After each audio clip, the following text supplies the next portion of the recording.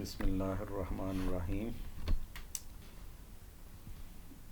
We were discussing about the nucleophilic substitution reaction. Today's topic of discussion is solvent effect, steric effect, and reversibility of SN2 reaction. As you know, in previous lecture we have discussed the two factors, that is the nucleophile and the leaving group. So today we will discuss another two factors, that is solvent effect and steric effect. Furthermore, we will also have some discussion on the reversibility of SN2 reactions.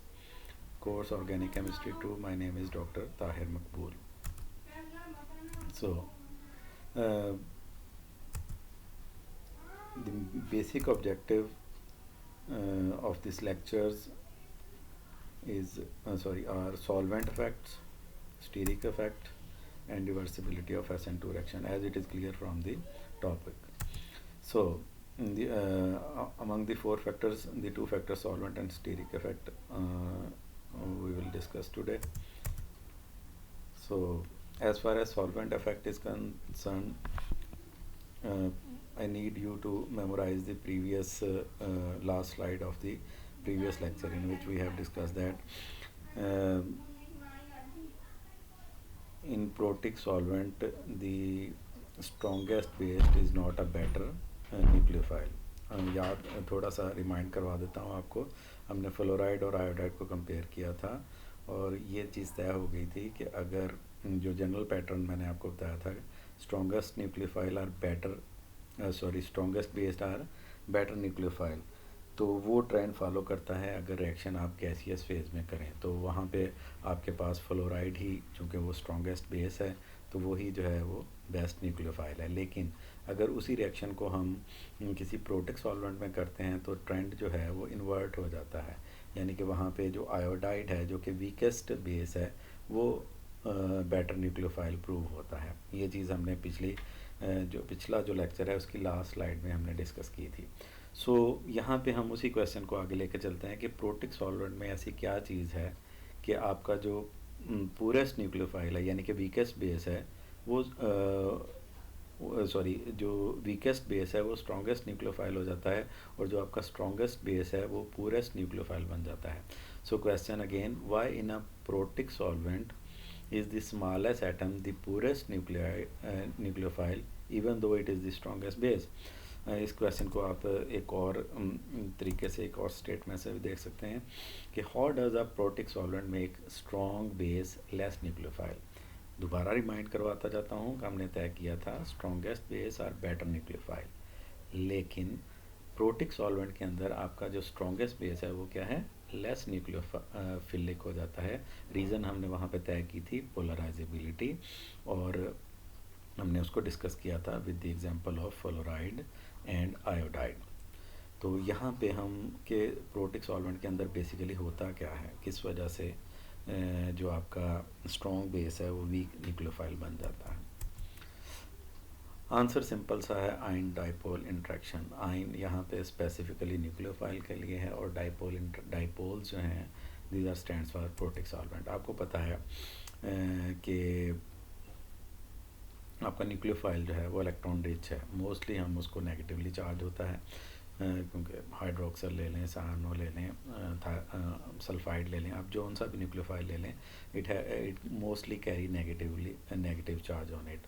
सो इसको जब आप protic solvent में डालते हैं तो just to remind, protic solvent क्या है, एक ऐसा सॉल्वेंट जिसमें हाइड्रोजन बॉन्डेड है नाइट्रोजन से, हाइड्रोजन बॉन्डेड है फ्लोराइड से, हाइड्रोजन बॉन्डेड है ऑक्सीजन से, यानी कि वाटर हो गया, अमोनिया हो गया, एंड अदर, जिसके अंदर हाइड्रोजन डायरेक्टली लिंक है with these small electronegative atom. तो उनके अंदर कैपेबिलिटी होती है हाइड्रोजन बॉन्ड डोनेशन की. सो वहाँ पे जब हम नेगेटिव चार्ज या आपका न्यूक्लियोफाइल जाता है तो इट बिकम सॉल्वेटेड. जो हाइड्रोजन बॉन्ड है प्रोटिक सॉल्वेंट्स के, वो प्रोटिक सॉल्वेंट जो है वो हाइड्रोजन बॉन्ड डोनर के तौर पे एक्ट करता है, और जो सॉल्वेंट के मालिक्यूल्स हैं दे सराउंड द न्यूक्लियोफाइल. जिस तरह वलीमे वाले दिन दूल्हा और दुल्हन जब हाल में दाखिल होते हैं तो जो लड़की की सहेलियां हैं वो लड़की को घेर लेती हैं, और जो लड़का है उसको बेचारे टेंटों वाले जो जिनके उसने पैसे देने होते हैं वो घेर लेते हैं कि आज इसके पास सलामियाँ वगैरह होंगी। तो यहाँ पे भी वैसे ही हो रहा है कि न्यूक्लियोफाइल जैसे ही सॉल्वेंट के अंदर जो प्रोटिक सॉल्वेंट है जो कि हाइड्रोजन बॉन्ड डोनर है उसके अंदर आप ऐड करते हैं, तो इट विल बी सराउंडेड और solvated by the solvent molecule. So solvent molecule में जो उसके पार्शली पॉजिटिव हाइड्रोजन आयन है वो अपने आप को अरेंज कर लेते हैं around the negatively charge species. दूसरे लफ्ज़ों में आपका सॉल्वेंट मालिक्यूल ने आपके न्यूक्लियोफाइल को क्या कर लिया, शील्ड कर लिया, सराउंड कर लिया, घेरे में ले लिया। अब इसका नतीजा क्या निकलता है वो हम आगे डिस्कस करते हैं। ये थोड़ी सी डायग्राम है उसी चीज़ की। यहाँ पे अगर आप वाई नेगेटिव आपका ये न्यूक्लियोफाइल है, इसको हम आयन कहेंगे, और ये आपके पास सॉल्वेंट मालिक्यूल है। यहाँ पे वाटर एज एन एग्जांपल है। वाटर आपको पता है कि it has capacity of hydrogen bonding. So यहाँ पे हाइड्रोजन जो है वो पार्शियली पॉजिटिव चार्ज है due to difference of electronegativity, और ऑक्सीजन के ऊपर नेगेटिव चार्ज है। तो यहाँ पे 4 मालिक्यूल शो किए गए हैं जिनके हाइड्रोजन एटम जो पार्शियली पॉजिटिव चार्ज हैं, they have surrounded the negatively charged nucleophile. So अब अगर वाई नेगेटिव ने SN2 रिएक्शन के अंदर पार्ट लेना है तो दोबारा शो करता हूँ, एटलीस्ट एक कम से कम एक आयन डाइपोर इंट्रैक्शन, एक रास्ता उसको बनाना पड़ेगा जहाँ से ये अपना जो पेयर ऑफ इलेक्ट्रॉन है इसको डोनेट कर सके sp3 हाइब्रिडाइज्ड कार्बन के साथ। सो एक आयन डाइपोल इंट्रैक्शन जो है इसको क्या होना पड़ेगा, ब्रेक होना पड़ेगा in order to carry out an SN2 reaction. So अब यहाँ पे जाहिर बात है वाई फ्लोराइड भी हो सकता है जो कि स्ट्रॉन्ग बेस है, वाई आयोडाइड भी हो सकता है जो वीक बेस है, लेकिन दोनों के साथ ही इंट्रैक्शन होगी। लेकिन वीक बेस की इंट्रैक्शन क्या होगी, वीक होगी। क्यों? बिकॉज वो वीकली वो स्टेबल है ना, वो अकेला स्टेबल है, तो वो अपने इलेक्ट्रॉन शेयर बहुत कम करता है। तो उसकी जो भी इंट्रैक्शन होगी आपके डाइपोल के साथ, सॉल्वेंट मॉलिक्यूल के साथ, वो क्या होगी, वीक होगी। जबकि अगर आपका बेस स्ट्रॉन्ग होगा, जिसकी एग्जांपल फ्लोराइड है, तो वो क्या करेगा, ये आयन डाइपोल इंट्रैक्शन उसकी वेरी स्ट्रॉन्ग होगी, क्योंकि वो क्या है, शेयरिंग ऑफ इलेक्ट्रॉन या डोनेशन ऑफ इलेक्ट्रॉन में बेटर है देन वीकली बेसिस। सो नतीजा क्या निकलेगा, अगर आयन डाइपोल इंट्रैक्शन ब्रेक होनी है तो जिसकी वीक है वो ईजियर टू ब्रेक होगी। तो दूसरे लफ्ज़ों में जो वीक बेस होगा, जिसने वीकली इंटरेक्ट किया है आयन डाइपोल इंट्रैक्शन के अंदर, वीकली पार्टिसिपेट किया है, वो क्या होगी, ईजियर टू ब्रेक होगी। ईजियर टू ब्रेक मीन वो सॉल्वेंट मॉलिक्यूल से आसानी से जान छुड़ा लेगा और SN2 रिएक्शन में पार्टिसिपेट करने के चांसेस उसके ज़्यादा होंगे। जबकि जो स्ट्रॉन्ग बेस होगा उसके लिए it is not easy to break the ion dipole interaction, और अगर आयन डाइपोल इंट्रैक्शन ब्रेक करना उसके लिए इजी नहीं है, then it could not participate in SN2 reaction. So on the basis of this discussion, iodide ion, which is a weak base, and the solvent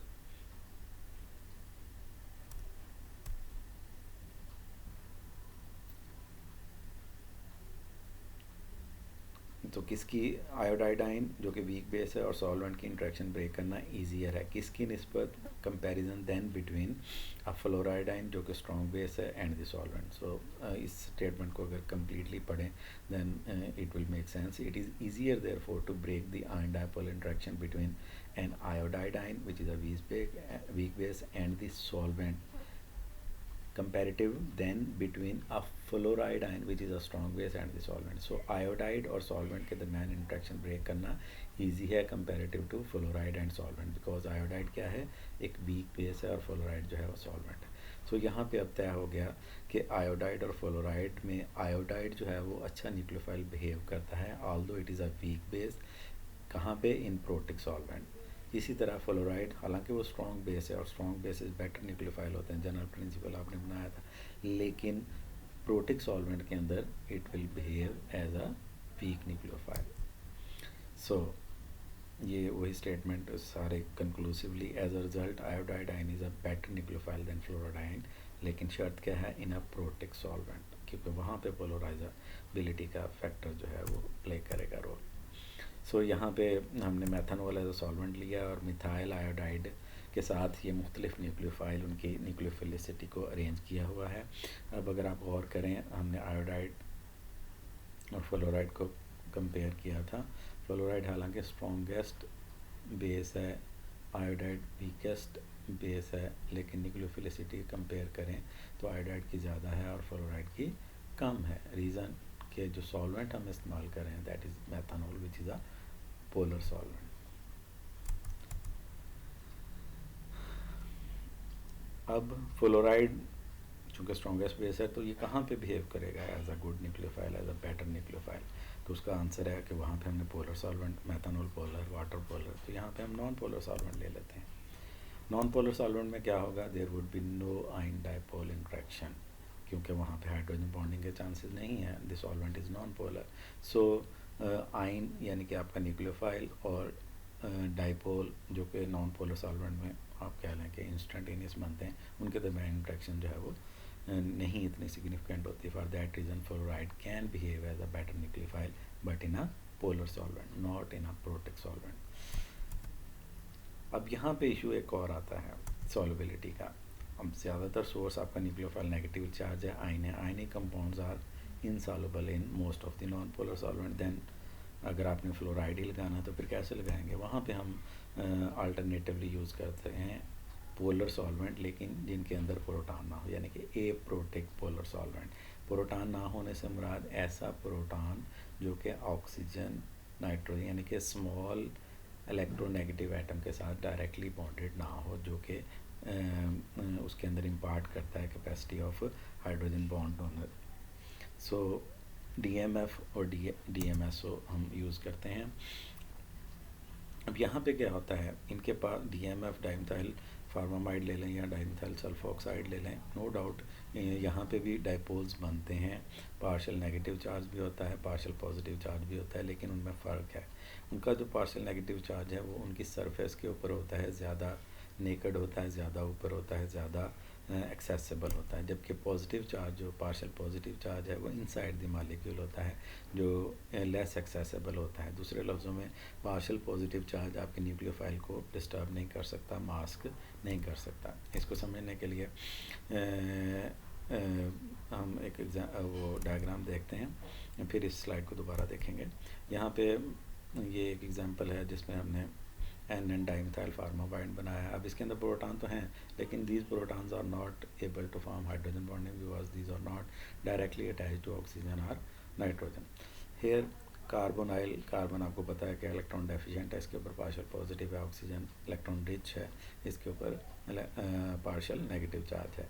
अगर हम इसका स्ट्रक्चर देखें तो ऑक्सीजन आपके ऊपर पॉइंटेड है सरफेस के ऊपर, जबकि जो पार्शियल पॉजिटिव कार्बन है वो इनसाइड है। सो आप कह लें partial negative charge is on the surface of the molecule and partial positive charge is inside and it is not very accessible. Similarly यहाँ पे डाइमिथाइल सल्फोक्साइड में भी इसी तरह का स्ट्रक्चर है। सल्फर और ऑक्सीजन के दरमियान बॉन्ड क्या है, पोलराइज्ड है, डाइपोल्स हैं, oxygen negative charge, positive charge, ये भी इनर है जिसको मास्क किया हुआ है इन दो मिथाइल ग्रुप ने। यहाँ पे भी हाइड्रोजन मौजूद है, लेकिन ये प्रोटिक सॉल्वेंट नहीं, ये ए प्रोटिक पोलर सॉल्वेंट है। अब यहाँ पे अगर हम देखें पॉजिटिव चार्ज स्पीशीज जो है वो उसको ये बेटर सॉल्वेट कर सकता है दैन नेगेटिव चार्ज। आपका जो पोटाशियम पॉजिटिव है, आप देख लें कि चारों जो ऑक्सीजन है these are pointed toward the potassium, और उसको उन्होंने बड़े अच्छे तरीके से क्या कर लिया है, आयन डाइपोल इंट्रैक्शन क्रिएट करते हुए इसको क्या कर लिया है, मास्क कर लिया है, DMS सॉल्वेट कर लिया है। DMSO can solvate a cation better than it can solvate an an को क्यों नहीं कर सकता, because this positive charge is inside and it is inaccessible. अब पिछली स्लाइड पे दो आखिरी जो चीज़ें हैं वो दोबारा आपको बताता हूँ। सो अब यहाँ पे जब हम स्ट्रॉन्ग न्यूक्लियोफाइल या जिसके अंदर ज़्यादा नेगेटिव चार्ज है वो डालेंगे तो उसको सॉल्वेंट मॉलिक्यूल इतना ज़्यादा जो है हाइड्रोजन बॉन्डिंग नहीं होगी, और दूसरी इंट्रैक्शन आयन डाइपोल इंट्रैक्शन भी कम होगी, क्योंकि उनका पार्शियल पॉजिटिव चार्ज जो है इनसाइड पे होगा। लिहाजा फ्लोराइड आयन जो है वो क्या करेगा, DMSO में बेटर न्यूक्लियोफाइल के तौर पे बिहेव करेगा, क्योंकि DMSO क्या है, ए प्रोटिक पोलर सॉल्वेंट है, जबकि वाटर में वो क्या करेगा, वीक न्यूक्लियोफाइल के तौर पे बिहेव करेगा, क्योंकि वाटर मालिक्यूल उसको क्या कर लेंगे, सराउंड कर लेंगे, आयन डाइपोल इंट्रैक्शन उसकी बड़ी स्ट्रॉन्ग होगी। सो यहाँ पे आपको आंसर मिल गया कि गैशियस फेज में अगर रिएक्शन करेंगे तो fluoride is a strong base, it will be better nucleophile. Iodide weak base, it will be worse nucleophile. But if you carry out the reaction in protic solvent, fluoride will be fluoride, although it is a strong base, but it will be it will be a weak nucleophile, while the iodide will behave as a strong nucleophile. Hope you have got my point. So steric effect, next effect जो हमारा है that is steric effect. आपने steric hindrance पढ़ी होगी, लेकिन space के अंदर बल्कि ग्रुप या ग्रुप्स का आपस में एक दूसरे को करीब होने की वजह से जो रिपल्सिव फोर्सेस, उसको स्टीरिक इफेक्ट का हमने नाम दिया था। तो हमारे पास बेस स्ट्रेंथ जो है उसके ऊपर स्टीरिक इफेक्ट का बहुत ज़्यादा इफेक्ट नहीं होता। There are certain example, but in general हम कहते हैं कि स्टीरिक इफेक्ट का ज़्यादा इफेक्ट नहीं होता। रीज़न उसकी क्या है, क्योंकि बेस, हम बेसिसिटी आपने पढ़ी है, वहाँ पे प्रोटॉन ही इलेक्ट्रॉन पेयर एक्सेप्टर के तौर पे एक्ट करता है, और प्रोटॉन आपको पता है कि उसके ऊपर स्टीरिक हिंड्रेंस बहुत कम होती है। क्यों? क्योंकि proton can form only one bond, और वो टर्मिनल पे होगा, तो इसलिए बेस जो है वो आसानी से प्रोटॉन को अपना लोन पेयर जो है वो डोनेट कर सकता है। H पॉजिटिव आयन की शक्ल में, अगर आप आयन की शक्ल में ले लें तो वहाँ पे तो प्रोटॉन है ही सिर्फ प्रोटॉन, कोई इलेक्ट्रॉनिक अलाउड नहीं है। तो यहाँ पे स्टीरिक इफेक्ट जो है वो बेसिक स्ट्रेंथ को बहुत ज़्यादा अफेक्ट नहीं करती। कुछ एग्जांपल्स हैं जो हमने छोटी क्लासेस में आप लोगों ने पढ़ी होंगी, लेकिन मोस्टली जो बेसिक स्ट्रेंथ है वो it is relatively unaffected by the steric effect. So ये वही चीज़ जो मैं बता चुका हूँ कि the strength of a base depends only on how well the base shares its electron with a proton. यहाँ पे प्रोटॉन स्पेसिफाई है, no sp3 hybrid carbon atom, और प्रोटॉन क्या है, H पॉजिटिव आयन। ठीक, now compare these two examples. यहाँ पे आपके पास दो, अगर हम इनको सिर्फ बेस कंसीडर करें तो हमारे पास क्या है, एथोक्साइड है और ये टर्शरी ब्यूटॉक्साइड है। अब इन दोनों के अंदर अगर स्टीरिक इफेक्ट को, चूँकि ये इसके ऊपर इफेक्ट नहीं करते, तो ये जो ऑक्सीजन है इसके ऊपर नेगेटिव चार्ज ज़्यादा है comparative to this oxygen. Reason, यहाँ पे 1 2 3 मिथाइल ग्रुप हैं जो कि इलेक्ट्रॉन पेयर डोनेट कर रहे हैं, सॉरी इलेक्ट्रॉन डोनर हैं वाया इंडक्टिव इफेक्ट, जो ऑक्सीजन के ऊपर ये इलेक्ट्रॉन डेंसिटी को क्या कर रहे हैं, इंक्रीज़ कर रहे हैं। सो टर्शरी ब्यूटॉक्साइड क्या है, एक स्ट्रॉन्ग बेस है, जबकि एथोक्साइड जो है वो क्या है, कंपैरेटिवली वीक बेस है। अब इसको अगर आप एविडेंस देखना चाहें तो जाहिर बात है हम इनके जो कॉन्जुगेट एसिड है उनको देखेंगे। टर्शरी ब्यूटॉक्साइड का कॉन्जुगेट एसिड कौन सा होगा, टर्शरी ब्यूटानॉल। हम यहाँ पे हाइड्रोजन लगा दें तो ये टर्शरी ब्यूटानॉल है, यहाँ पे हाइड्रोजन लगा दें तो एथानॉल है। अब टर्शरी ब्यूटानॉल की पीके वैल्यू 18 है, ज़्यादा है, यानी कि ये वीक एसिड है, और एथानॉल क्या है, उसकी कम है, यानी कि ये कंपैरेटिवली क्या है, स्ट्रॉन्ग बेस है। अब वीक एसिड हो तो उसका, टर्शरी ब्यूटानॉल क्या है, वीक एसिड है, एथानॉल स्ट्रॉन्ग एसिड है।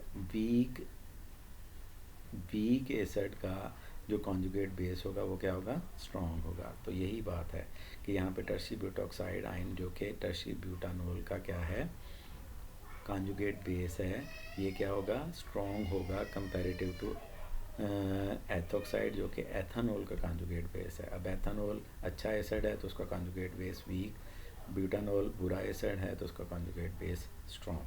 ठीक हो गया। अब इसी एग्जांपल को लेके चलते हैं न्यूक्लियोफिलिसिटी के हवाले से। न्यूक्लियोफिलिसिटी में आपको पता है कि जो पेयर ऑफ इलेक्ट्रॉन है that must be donated to sp3 carbon atom.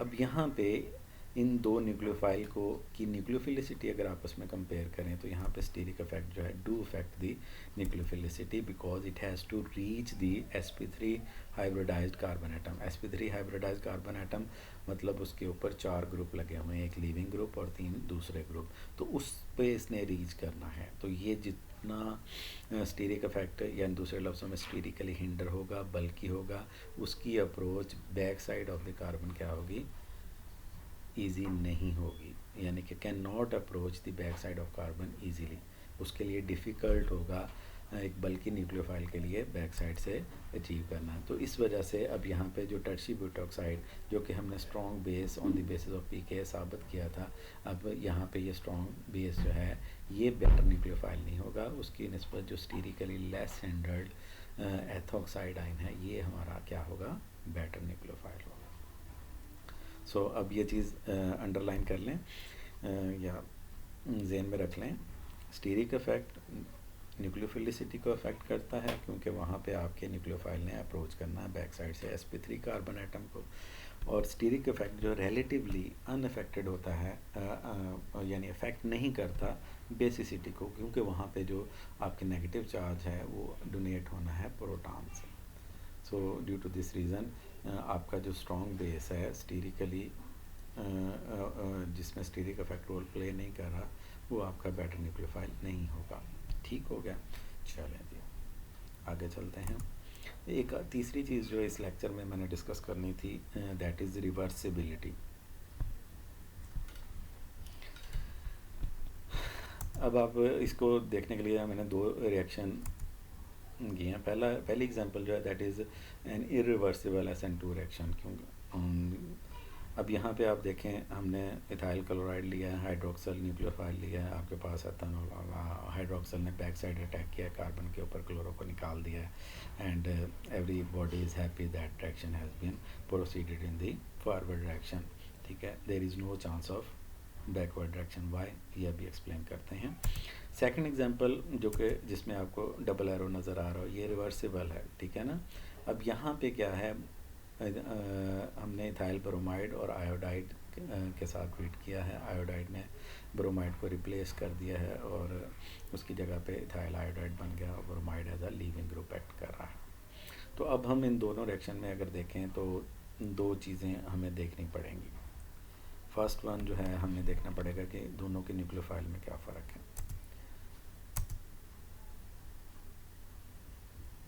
और दूसरी चीज़ हमें देखनी पड़ेगी कि लीविंग ग्रुप में क्या डिफरेंस है। अब यहाँ पे हमने याद है SN2 रिएक्शन के रेट में डिसाइड किया था कि लीविंग ग्रुप जितना अच्छा होगा उतना ही रेट ऑफ रिएक्शन ज़्यादा होगा, और न्यूक्लियोफाइल जितना स्ट्रॉन्ग होगा उतना ही रेट ऑफ रिएक्शन होगा।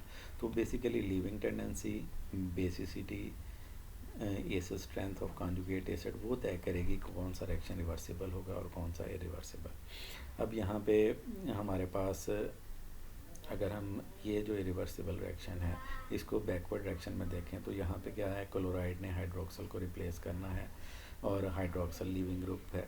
अगर हम फॉरवर्ड डायरेक्शन में देखें यानी कि लेफ़्ट टू राइट देखें तो क्लोराइड ने हाइड्रोक्सल ने क्लोराइड को रिप्लेस होना है और क्लोराइड लीविंग ग्रुप है। अब यहाँ पे दोनों तरफ रिएक्शन प्रोसीड कर रहा है, आयोडाइड ब्रोमाइड को रिप्लेस कर रहा है और ये बन रहा है, और यहाँ पे ब्रोमाइड आयोडाइड को रिप्लेस कर रहा है। तो ये दोनों आपस में एक दूसरे को फॉरवर्ड और बैकवर्ड डायरेक्शन में ये रिएक्शन चल रहा है, इक्विलिब्रियम में है, जबकि ये रिएक्शन सिर्फ एक ही डायरेक्शन में यानी कि क्लोराइड हाइड्रोक्सल को रिप्लेस नहीं कर पा रहा। तो उसकी रीज़न क्या है, उसकी रीज़न लीविंग टेंडेंसी के अंदर है कि क्लोराइड की लीविंग टेंडेंसी ज़्यादा है। लीविंग टेंडेंसी को हम डिसाइड करते हैं on the basis of basicity, और बेसिसिटी को डिसाइड करते हैं on the basis of acidity या स्ट्रेंथ ऑफ कॉन्जुगेट एसिड। अब यहाँ पे देखें, अगर हम हाइड्रोक्सल का कॉन्जुगेट एसिड लें दैट इज़ वाटर, उसकी pKa वैल्यू है 15.7। सिमिलरली अगर हम HCl का Cl नेगेटिव का कॉन्जुगेट एसिड लें उसकी pKa वैल्यू -7 है। चलें जल्दी से आपको पता चल गया होगा कौन सा स्ट्रॉन्ग एसिड है, डेफिनेटली HCl जो है वो क्या है, स्ट्रॉन्ग एसिड है देन वाटर, और इनके दरमियान हेल ऑफ डिफरेंस है यानी कि ये -7 है और ये 15.7 है। तो कौन सा अच्छा एसिड हुआ, HCl। HCl का कॉन्जुगेट बेस क्या होगा, वीक या स्टेबल। ओके, वीक या स्टेबल, वीक बेस स्टेबल, ये क्या है, strong base unstable more reactive. तो कौन सा ज़्यादा रिएक्टिव है, हाइड्रोक्सल ज़्यादा रिएक्टिव है। कौन सा अच्छा लीविंग ग्रुप है, क्लोराइड अच्छा लीविंग ग्रुप है, क्योंकि हमने तय किया था कि बेस जितना स्टेबल होगा, मोर स्टेबिलिटी यानी बेस की जितनी ज़्यादा होगी, लिविंग ग्रुप की जितनी लिविंग ग्रुप की बेसिसिटी लिविंग ग्रुप जितना स्टेबल बेस होगा उतना ही अच्छा लिविंग ग्रुप होगा। तो क्लोराइड जो है वो बहुत स्टेबल बेस है as compare to OH negative, क्योंकि OH स्ट्रॉन्गर बेस है, मोर रिएक्टिव है, क्लोराइड वीकर बेस है, लेस रिएक्टिव है। तो क्लोराइड की living ability comparative to hydroxyl बहुत ज़्यादा है, इसलिए क्लोराइड आसानी से लीव कर जाएगा और दोबारा इसके ऊपर अटैक नहीं कर पाएगा, क्योंकि हाइड्रोक्सल एक अच्छा लिविंग ग्रुप नहीं है, क्योंकि ये एक स्ट्रॉन्ग बेस है। कहाँ से हमें ये चीज़ पता चली? इनकी एसिडिटी से या pKa वैल्यू से। अब दूसरे रिएक्शन की तरफ आते हैं। अब इस रिएक्शन के अंदर आपको पता है आई का जो कॉन्जुगेट एसिड है वो कौन सा है? Hydrogen iodide. इसकी pKa वैल्यू -10 है, और ब्रोमाइड इसका जो pKa वैल्यू -9 है। अब इन दोनों के दरम्यान बड़ा मिनिमम डिफरेंस है, यानी कि अगर हम इन दोनों को कंपेयर करें तो ऑलमोस्ट इनकी जो स्टेबिलिटी है वो सेम है, दूसरे लफ्ज़ों में बेसिसिटी सेम है। क्यों? क्योंकि इनका जो कॉन्जुगेट एसिड है उनकी स्ट्रेंथ सेम है, they have almost similar pKa value. तो यहाँ पे नो डाउट इक्विलिब्रियम जो है वो इस तरफ ज़्यादा होगा, क्योंकि इसकी pKa वैल्यू क्या है? कम है, ये स्ट्रॉन्गर बेस है और वीकेस्ट न्यूक्लियोफाइल होगा, लेकिन ये रिएक्शन दोनों डायरेक्शन के अंदर चलेगा, और ये रिएक्शन जो है वो SN2 रिवर्सिबल कहलाएगा। सो अब ये चीज़ हमने कंक्लूड कर ली इन दो एग्जांपल से कि pKa वैल्यू यानी कॉन्जुगेट जो एसिड्स हैं उनकी pKa वैल्यू का डिफरेंस जितना ज़्यादा होगा उतनी ही बेसिसिटी में डिफरेंस ज़्यादा होगा, उतनी ही लीविंग टेंडेंसी में डिफरेंस ज़्यादा होगा, तो रिएक्शन इरिवर्सिबल होगा। लेकिन अगर वो pKa वैल्यू कॉन्जुगेट एसिड की एक दूसरे के करीब होंगी तो उनके दरमियान जो pKa वैल्यू का डिफरेंस कम होगा तो उनकी बेसिसिटी में भी कम डिफरेंस होगा, उनकी लीविंग टेंडेंसी में भी कम होगा, तो वहाँ पर रिएक्शन दोनों डायरेक्शन में हो सकता है, यानी कि रिवर्सिबल भी हो सकता है। सो ये टेबल है, इसके अंदर आपके पास जितने भी कॉन्जुगेट एसिड हैं और उनके जो आपके न्यूक्लियोफाइल हैं, यानी दूसरे लफ्ज़ों में कॉन्जुगेट बेस हैं, लिविंग ग्रुप हैं, तो ये तय किया गया। हमने HI और HBr की एग्जांपल देखी, ये देखें इनके दरमियान बहुत थोड़ा सा डिफरेंस है, तो आपके लिविंग ग्रुप जो हैं वो आप देख लें, आयोडाइड ऊपर है, ब्रोमाइड नीचे है। लेकिन जो हमने पहली एग्जांपल रिवर्सिबल की देखी उसके अंदर हमने वाटर हमारा कॉन्जुगेट एसिड यानी हाइड्रोक्सल था 15.7 पे, और उसको हमने कंपेयर किया था विद क्लोराइड जो कि -7.0 पे। ठीक है, तो इनके दरमियान आप देख लें बहुत ज़्यादा डिफरेंस है, तो इस वजह से ये रिएक्शन क्या होगा? इरिवर्सिबल होगा, और इन दोनों का रिएक्शन आपस में क्या होगा? सॉरी आपस में नहीं, यानी अल्काइल ब्रोमाइड का आयोडाइड नेगेटिव के साथ जो रिएक्शन होगा वो क्या होगा? रिवर्सिबल होगा। चलो आज के लिए इतना ही। SN2 रिएक्शन हमने बड़ी डिटेल के साथ समझने की EG भी उसकी डिस्कस कर ली है, काफ़ी सारी चीज़ें आपने शायद पहले पढ़ी हों, रिपीट हो गई हैं। So make your concept very strong, क्योंकि हमने आगे SN1 पढ़ना है और फिर इन दोनों को आपस में कंपीट भी करवाना है, कंपेयर भी करवाना है। चलें जी, आप तक के लिए इतना ही। अल्लाह हाफिज़।